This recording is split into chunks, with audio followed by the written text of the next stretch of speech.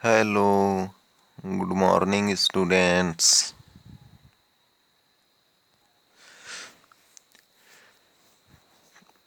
पिछले क्लास में हम लोगों ने अध्याय 4 समांतर श्रेणी स्टार्ट कर चुके थे, जिसमें हम लोगों ने देखा कि समांतर श्रेणी क्या होता है और समांतर श्रेणी में पहला पद और सार्वंतर क्या होता है, इसको भी यानी कि इस बारे में भी हम लोगों ने देखा। तो आइए आज आगे देखते हैं और समांतर श्रेणी को व्यापक रूप में व्यक्त करना। तो समांतर श्रेणी को व्यापक रूप में व्यक्त करना ये भी हम लोगों ने देखा था, यानी कि समांतर श्रेणी का व्यापक रूप क्या होता है, ए प्लस डी, ए प्लस 2d, ए प्लस 3d। तो ये समांतर श्रेणी का व्यापक रूप होता है। तो ये सब हम लोग पढ़ चुके थे पिछले क्लास में, और एग्जाम्पल नंबर 2 भी हम लोगों ने पढ़ लिया था। तो समांतर श्रेणी जैसे एग्जाम्पल नंबर 2 था, प्रथम पद सार्वंतर हो तो समांतर श्रेणी के 3 पद लिखिए। तो ये हम लोग पढ़ चुके थे। तो आइए अब आगे देखते हैं। तो सार्वंतर क्या होता है,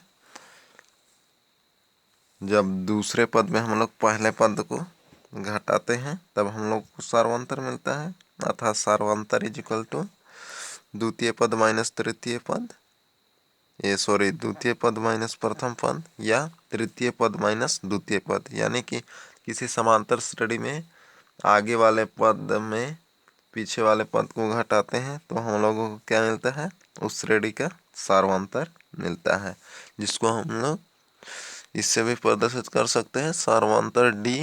यानी कि सार्वंतर को हम लोग डी से प्रदर्शित करते हैं, और डी इज इक्वल टू क्या होता है, A2 माइनस A1, यानी कि दूसरा पद माइनस पहला पद। तो आइए देखते हैं उदाहरण नंबर 3। संख्याओं की निम्नलिखित श्रृंखला में से कौन कौन सी समांतर श्रेणी में है। तो समांतर श्रेणी होने के लिए क्या होना चाहिए, प्रत्येक यानी कि अगले पद में पिछले पद को घटाने पर अंतर जो है वो बराबर होना चाहिए श्रेणी में, जैसे यहाँ पर बताया गया है ये। तो सार्वंतर डी इज इक्वल टू क्या है, A2 minus A1 is equal to A3 minus A2 is equal dash dash AN minus AN minus 1। यानी कि अगले पद में पिछले पद को घटाएंगे, फिर से अगले पद में पिछले पद को घटाएंगे, तो क्या होना चाहिए, प्रत्येक का जो है अंतर वो बराबर होना चाहिए, तभी जो दिया गया श्रेणी जो है समांतर श्रेणी में होगा। तो आइए ये एग्जाम्पल नंबर 3 को देखते हैं, यानी कि एग्जाम्पल नंबर 3 से और अच्छे से समझ में आ जाएगा। जैसे क्वेश्चन नंबर 1 है 9, 27 और 81। तो इसको हम लोग को बताना है क्या यह समांतर श्रेणी में है या नहीं है। तो इसके लिए क्या करना पड़ेगा, अगले पद, यानी कि यहाँ 3 पद है दिया गया है और आगे भी है, इस तरीके से श्रेणी बढ़ रहा है। तो जिसमें 27 में हम लोग 9 माइनस करेंगे और 81 में 27 माइनस करेंगे, क्या इन दोनों का जो है अंतर इक्वल आएगा तो श्रेणी समांतर श्रेणी होगा, यदि नहीं होगा तो समांतर श्रेणी में नहीं होगा। तो आइए देखते हैं। जैसे A1 क्या है, 9 है, A2 क्या है 27, A3 क्या है 81। तो A2 यानी कि 27, ये पहला जो सार्वंतर निकाल रहे हैं हम लोग, पहला सार्वंतर क्या होगा, A2 माइनस A1, यानी कि दूसरा पद माइनस तीसरा पद, ये पहला दूसरा पद माइनस पहला पद या प्रथम सर्वांतर होगा। उसी तरीके से तीसरे पद में जब दूसरे पद को घटाएंगे तो द्वितीय सर्वांतर निकलेगा। तो और सभी सर्वांतर इक्वल होना चाहिए। तो हम लोग A2 माइनस A1 यानी कि दूसरे पद में पहले पद को घटा रहे हैं, माइनस कर रहे हैं, तो कितना मिल रहा है 18। और उसी तरीके से तीसरे पद में दूसरे पद को माइनस कर रहे हैं तो कितना मिल रहा है 54। तो ये दोनों सर्वांतर क्या है, अलग अलग आ रहा है। तो दिया गया श्रेणी क्या होगा, समांतर श्रेणी में नहीं होगा। चूँकि A3 minus A2 is equal to A2 minus A1 बराबर नहीं है। यहाँ देख पा रहे होंगे कि बराबर नहीं आया है, तो दी गई संख्या क्या है, यानी कि दी गई संख्याओं की श्रृंखला समांतर श्रेणी नहीं है। तो इस तरीके से बनाना है। तो ये सब बना के देख लेंगे आप लोग। तो आगे देखते हैं। तो आगे है समांतर श्रेणी का nवां पद। तो आइए देखते हैं समांतर श्रेणी का nवां पद क्या होता है। मान लीजिए कि A1 A2 A3 dash dash एक समांतर श्रेणी है जिसका प्रथम पद A और सार्वंतर D है। तब तो एक श्रेणी हम लोग मान लिए A1 A2 A3 dash dash इस तरीके से आगे जा रहा है श्रेणी। तो एक समांतर श्रेणी है, यानी कि इसको हम लोग समांतर श्रेणी मान लिए हैं जिसका प्रथम पद A और अंतिम पद यानी कि सर्वांतर D माने हैं। तब प्रथम पद क्या हो जाएगा, A1 is equal to A ले रहे हैं। A1 को हम लोग क्या मान रहे हैं, A, और जिसको प्रथम पद मान रहे हैं। इसी तरीके से द्वितीय पद A2, दूसरा पद कौन सा है, A2। तो दूसरा पद इज इक्वल टू क्या होता है, A प्लस D होता है। ये हम लोग व्यापक रूप में देखे थे कि समांतर श्रेणी का व्यापक रूप क्या होता है, A plus D, A plus 2D, A plus 3D इत्यादि डैश डैश आगे होता है। तो उसी को यहाँ लिखा गया है। तो पहला पद A1 is equal to A, दूसरा पद A2 is equal to A plus D। A जहाँ क्या है पहला पद और D क्या है, सार्वंतर है। तो इसी को लिखा गया है A का A है प्लस 2 माइनस 1 इंटू D। तो 2 में 1 माइनस करेंगे तो 1 ही आएगा, और 1 का मल्टीप्लाई D से तो कितना आएगा, D आएगा, यानी कि A प्लस D आ जाएगा। उसी तरीके से तृतीय पद is equal A3 is equal to A plus 2D, ये होता है व्यापक रूप में, इज इक्वल टू, इसको हम लोग लिख सकते हैं A प्लस, इस 2 को हम लोग किस में तोड़ दिए हैं, 3 माइनस 1 में, तो 2 आएगा इंटू D, यानी कि तृतीय पद is equal to A plus 2D is equal to A plus 3 minus 1D, ये हो गया। और चौथा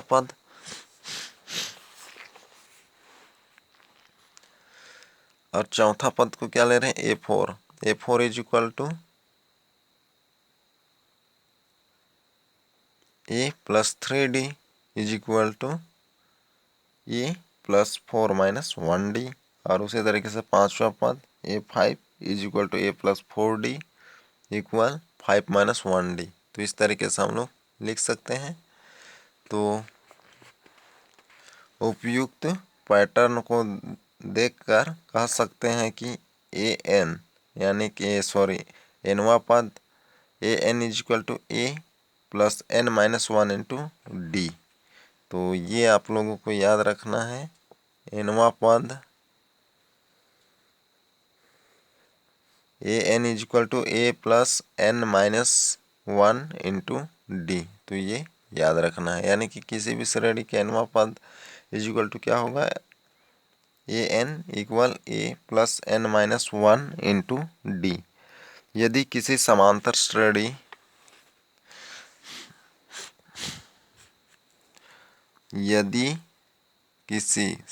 श्रेणी में m पद है तो AM इसके अंतिम पद को व्यक्त करता है। अंतिम पद को L से भी व्यक्त किया जा सकता है। तो यहाँ बोला गया है यदि किसी समांतर श्रेणी में m पद हैं, अभी इससे पहले जिसमें nवां पद है तो इसमें n पद थे, तो यहाँ m पद है तो an से प्रदर्शित करेंगे। इसके अंतिम पद को व्यक्त करता है, अंतिम पद को l से भी व्यक्त किया जाता है। तो आइए कुछ उदाहरण से समझें।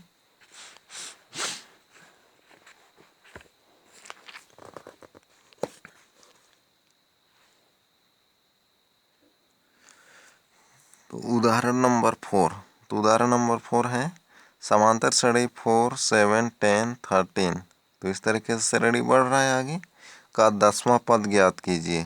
तो यहाँ क्या ज्ञात करना है हम लोगों को, श्रेणी 4, 7, 10, 13 का 10वां पद।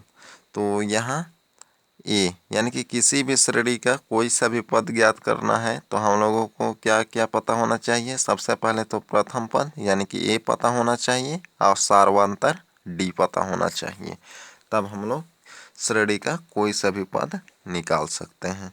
तो प्रथम पद क्या होता है, श्रेणी का पहला पद यानी कि पहले जो लिखे रहता है वही प्रथम पद होता है। और सार्वंतर निकालने के लिए क्या करते हैं, द्वितीय पद में प्रथम पद को माइनस कर देते हैं तो सार्वंतर डी निकल जाता है।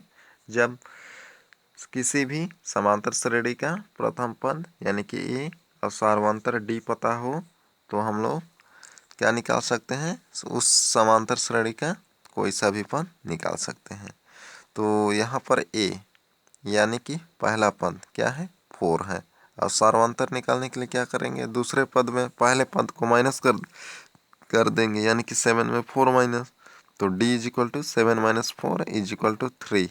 और 10वां पद ज्ञात करना है तो यानी कि n जो है हम लोग का 10 है, यानी कि 10वां पद ज्ञात करना है। कोई सा भी पद ज्ञात करना है जिसको हम लोग n मानते हैं और वह n कितना दिया है, 10 दिया है। तो हम लोगों को a d और n पता हो गया है। तो आइए अब आगे देखते हैं। तो हम लोग को 10वां पद ज्ञात करना है। तो चूंकि यहाँ देख nवां पद a n is equal to क्या होता है, a is equal to n minus 1 bracket में 1 फिर डी होता है, यानी कि कोई सा भी पद ज्ञात करने के लिए ये फॉर्मूला है। तो इसी की सहायता से हम लोग ज्ञात कर सकते हैं। तो nवां पद यानी कि यहाँ पर कौन सा पद, 10वां पद। तो यहाँ पर कौन सा पद ज्ञात करना है, 10वां पद जिसको हम लोग n माने हैं। तो n की जगह पर क्या रख देंगे, 10 यानी कि 10 रखेंगे तो हम लोग क्या मिल जाएगा, 10वां पद मिल जाएगा। तो आइए देखते हैं। तो क्या हो जाएगा, n की जगह 10 रख दे रहे हैं तो a 10 is equal to a plus bracket में 10 माइनस 1 इंटू डी। तो a का मान पता है कितना है, 4 है, तो 4 रख दिए। 10 माइनस 1 इंटू डी, तो 4 प्लस यहाँ पर 10 माइनस 1 की तो 9 और d क्या है, मल्टीप्लाई में था तो d का मान कितना है, 3, तो d भी रख दिए। तब इसको आगे सरल कर देंगे। तो क्या आ गया, 4 प्लस 27 इज इक्वल टू 31। तो इस तरीके से हम लोग श्रेणी का 10वां पद निकाल लिए। कितना आ गया, 31। तो इस तरीके से बनाना है। तो आइए अब आगे देखते हैं उदाहरण नंबर 5। तो समांतर श्रेणी 2, 6, 10 में m पद हैं। तो यहाँ कितने पद हैं, m पद हैं। तो अंतिम पद ज्ञात कीजिए।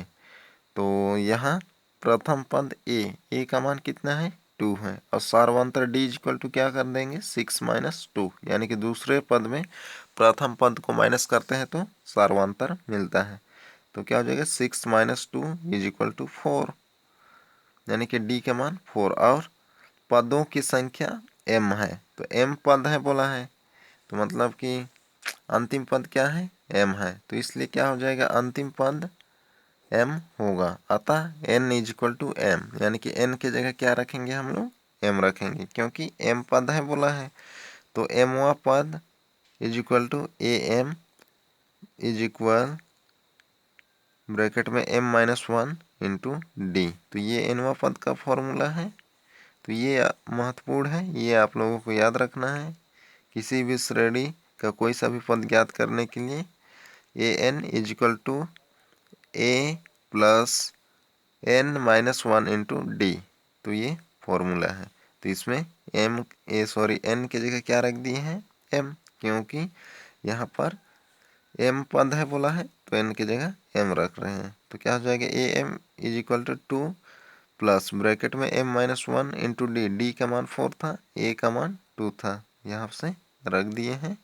तो 2 प्लस यहाँ मल्टीप्लाई हो गया 4 का m से तो 4m और 4 का माइनस 1 से तो माइनस 4। अब इसको सरल कर दी तो क्या बच गया, 4m माइनस 2। तो ये है आंसर। तो इस तरीके से बनाना है, तो बना लेंगे।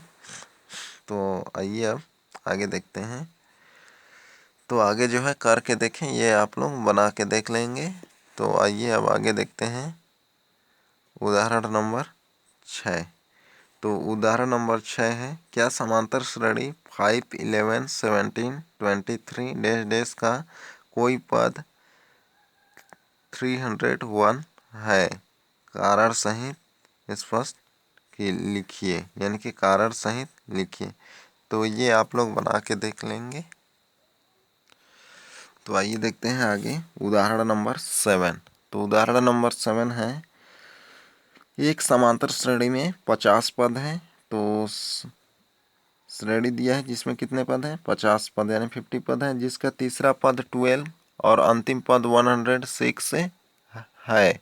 इसका 29वां पद ज्ञात कीजिए। तो क्या दिया गया है? एक श्रेणी है जिसमें कुल 50 पद हैं, 50 पद हैं, जिसका तीसरा पद है 12 और अंतिम पद है 106। तो इसका 29वां पद ज्ञात कीजिए। तो आइए देखते हैं इसका हल क्या है। तो माना समांतर श्रेणी का प्रथम पद है। तो इससे पहले मैं आप लोगों को बताया कि किसी भी श्रेणी का कोई सा भी पद ज्ञात करने के लिए क्या क्या पता होना चाहिए? प्रथम पद ए पता होना चाहिए और सार्वंतर डी पता होना चाहिए। तो ये दो पता है तो हम लोग श्रेणी का कोई सा भी पद ज्ञात कर सकते हैं। तो यहाँ हम लोगों को ए पता नहीं है और सार्वंतर डी भी पता नहीं है। तो उसको हम लोग क्या मान लिए? प्रथम पद ए मान लिए और सार्वंतर डी मान लिए। तो तीसरा पद, यहाँ तीसरा पद दिया है, कितना दिया है? 12। तो ये 12 दिया है तीसरा पद। तीसरा पद दिया था कितना? 12। तो A3, तो तीसरा पद को क्या मानते हैं? A3। तो A3 इज इक्वल टू 12, या व्यापक जो रूप है वहाँ से हम लोग लिख दे रहे हैं। A3 इज इक्वल टू क्या होगा? A plus 3 minus 1 into D. तो ये तीसरा पद का व्यापक रूप है, यानी कि समांतर श्रेणी का जो व्यापक रूप है उसमें तीसरा पद ये होगा। इसके जगह A3 इज इक्वल टू, इससे पहले हम लोग पढ़े थे, A plus 3 minus 1 into D. तो ये हो गया इज इक्वल टू 12। या अगर A2 रहता तो क्या हो जाता? यहाँ पर अगर A2 रहता तो क्या होता? A plus 2 minus 1 into d ये रहता। तो यहाँ 3 है तो क्या हो गया? A plus 3 minus 1 into D. अगर 4 रहता तो क्या होता? A plus 4 minus 1 into D होता। तो आप समझ गए होंगे। तो A3 की जगह हम लोग क्या रख दिए? A plus 3 minus 1 into D और ये 12 का 12। या इसको सरल कर दिए तो क्या हो गया? A plus 2D is equal to 12 minus 1, ये सॉरी 12, ये हो गया इक्वेशन 1। तो व्यापक रूप में पढ़े थे हम लोग कि A3 इज इक्वल टू क्या होता है? A plus 2D। तो यहाँ एक कम होता है यहाँ की तुलना में। यहाँ A3 है तो D के साथ कितना रहेगा? 2 रहेगा। A तो सभी में रहेगा तो A प्लस 2D। अगर यहाँ 4 रहता A4 तो क्या होता है? A प्लस 3D होता। तो A plus 2D is equal to 12, ये समीकरण 1 ये हो गया। अब और अंतिम यानी कि 50वां पद। तो यहाँ 50 पद वो है बोला है श्रेणी में, तो अंतिम पद कौन होगा? 50 ही होगा, यानी कि 50 होगा। और उसका मान कितना दिया है? 106 दिया है। जो 50वां पद है उनका मान 106 है। तो अंतिम यानी कि 50वां पद 106 है। तो 50वां पद इज इक्वल टू 106। तो 50वां पद को क्या लिख सकते हैं? A50 लिख सकते हैं हम लोग इज इक्वल टू 106। तो यहाँ 50 है तो क्या हो जाएगा? व्यापक रूप से A plus 50 minus 1 into D is equal to 106 होगा। तो इसको हम लोग 50वां पद है तो क्या लिख सकते हैं? A plus 49D। एक कम होता है यहाँ से हमेशा, यहाँ पर व्यापक रूप में 50वां पद इज इक्वल टू क्या हो गया? A plus 49 into D is equal to 106। ये इक्वेशन 2 हो गया। अब समीकरण 1 और समीकरण 2 को हल करेंगे और यहाँ से हम लोग A और D का मान निकाल लेंगे। तो समीकरण 2 में से समीकरण 1 को घटाने पर, तो समीकरण 2 में क्या कर दे रहे हैं हम लोग? समीकरण 1 को माइनस कर दे रहे हैं। तो ये समीकरण 2 था और ये समीकरण 1 है। तो माइनस कर रहे हैं तो a plus 49d is equal to 106 इसको लिख दिए हैं। फिर a plus 2d is equal to 12 तो ये लिख दिए हैं a plus 2d is equal to 12 minus कर दे रहे हैं तो ए से कैंसिल हो जाएगा और 49 में 2d माइनस करेंगे तो 47 और इधर 106 में 12 माइनस कर देंगे तो कितना हो जाएगा 94 तो d इज इक्वल टू 94/47 तो भाग दे दिए तो कितना आ गया d का मान 2 आ गया। ये इक्वेशन 3 तो d निकल गया। अब a निकालना है हम लोग को तो d का मान किसी भी समीकरण यानी कि 1 या 2 किसी में भी रख दे रहे हैं। तो d का मान हम लोग समीकरण 1 में रख रहे हैं तो a प्लस 2 d का मान कितना आ गया है 2 आ गया है। a प्लस 2d था तो 2 इंटू 2 होगा इज इक्वल टू 12 तो a प्लस 2 2 या 4 ये 4 आ गया इज इक्वल टू 12 तो यहाँ से 4 को पक्षांतर कर देंगे तो a is equal to 12 minus 4 तो a इज इक्वल टू 8 तो a का मान कितना मिल गया 8। तो अब हम लोगों को a और d पता हो गया d का मान कितना 4 और a का मान 8 तो ये हो गया। अब समांतर श्रेणी का हम लोग को क्या ज्ञात करना था 29वां पद तो समांतर श्रेणी को 29वां पद का फॉर्मूला लगा दिए तो इज इक्वल टू क्या हो जाएगा a प्लस 29 माइनस d होगा तो a का मान 8 रख दिए और d का मान 2 रख दिए 29 में 1 माइनस कर दिए 28 तो 8 प्लस 56 इज इक्वल टू कितना आ गया 64 तो इसलिए समांतर श्रेणी का 29वां पद कितना होगा 64 तो ये हो जाएगा आंसर। तो इस तरीके से बनाना है तो बना लेंगे तो समझ में आ गया होगा। तो आइए अब आगे देखते हैं आगे जो है करके देखें ये बना के देखेंगे आप लोग।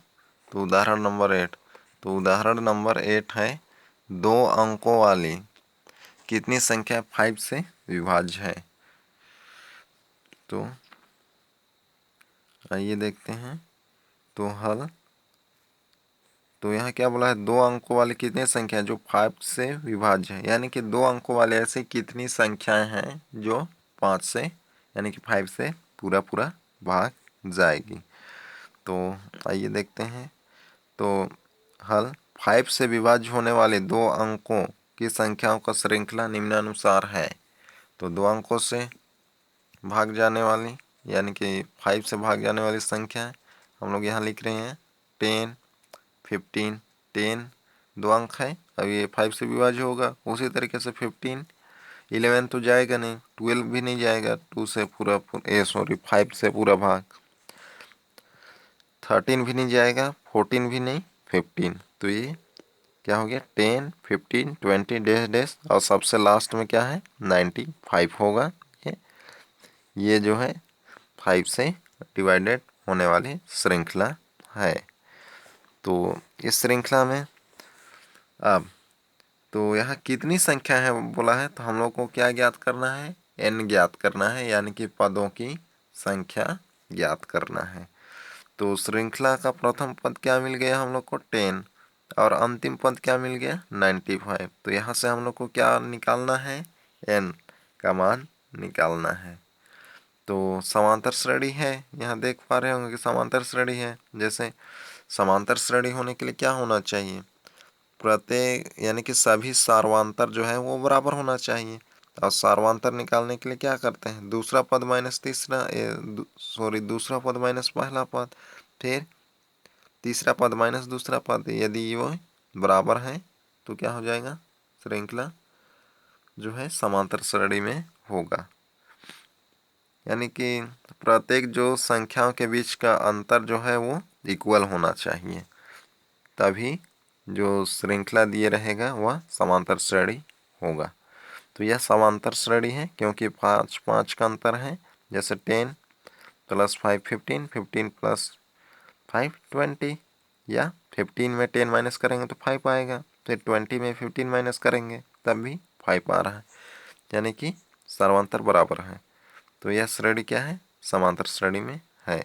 तो जिसका प्रथम पद a कितना है 10 है तो प्रथम पद 10 है और सर्वांतर d इज इक्वल टू क्या होता है 15 माइनस 10 इज इक्वल टू 5 तो ये 5 है और nवां पद यानी कि सबसे लास्ट पद an कितना दिया है 95। तो ये तो श्रृंखला में हम लोग को क्या क्या पता हो गया, पहला पद ए, सार्वंतर डी और एनवा पद यानी कि ए एन 95। अब समांतर श्रेणी के एनवा पद का फॉर्मूला लगा देंगे। चूंकि एनवा पद ए एन इजिकल टू क्या होता है, ए प्लस ब्रैकेट में एन माइनस 1 इंटू डी, ये होता है एनवा पद का फॉर्मूला। तो अब इसमें रख देते हैं, ए एन भी पता है, ए भी पता है और डी भी पता है, तो हम लोग एन निकाल सकते हैं। तो ए एन का मान कितना है 95, तो ये 95 रख दिए। ए का मान यहाँ से 10, N minus 1 into D, D का मान कितना है 5, तो वो भी रख दिए। तो ये 95 का 95, 10 का 10 और यहाँ से 5 का मल्टीप्लाई, तो 5 का n से कर दिए तो 5n और 5 का -1 से तो -5। अब 95 का 95 इज इक्वल 10 में हम लोग 5 माइनस कर दिए तो 5 आ गया और प्लस 5n का 5n, ये हो गया। अब पक्षांतर कर दिए इस 5 को उधर तो क्या हो जाएगा माइनस होगा, तो 5n is equal to 95 minus 5, तो n इज इक्वल टू क्या हो जाएगा 90/5, तो ये हो जाएगा। तो n इज इक्वल टू 18, यहाँ से डिवाइड कर दिए, तो इसलिए 5 से विभाज्य 2 अंक वाली संख्या कितना है 18 है, यानी कि 2 अंकों वाली कुल संख्या 18 है जो पूरा पूरा भाग जाएगी किससे 5 से। तो इस तरीके से बनाना है तो बना लेंगे। तो आइए अब आगे देखते हैं। आगे जो है उदाहरण नंबर 9, ये आप लोग बना के देख लेंगे। आगे जो है उदाहरण नंबर 10। तो उदाहरण नंबर 10 है, एक समांतर श्रेणी का पीवां पद और क्यूवां पद। तो यहाँ पर क्या है पीवां पद, इससे पहले हम लोग एनवां पद पढ़ते थे, तो यहाँ पीवां पद। तो पीवां पद क्या है क्यू है और क्यूवां पद कितना है पी है, यानी कि ए पी का मान कितना है क्यू है और ए क्यू का मान कितना है पी है। तो श्रेणी का हम लोग को एमवा पद ज्ञात करना है, तो एमवा पद ज्ञात कीजिए। तो किसी भी श्रेणी का कोई सा भी पद ज्ञात करने के लिए क्या क्या पता होना चाहिए, तो प्रथम पद ए और सार्वंतर डी पता होना चाहिए। अगर ये दोनों पता है तो हम लोग श्रेणी का कोई सा भी पद निकाल सकते हैं। तो यहाँ पता नहीं है तो हम लोग क्या मान लेंगे, प्रथम पद को ए और सार्वंतर को डी मान लेंगे।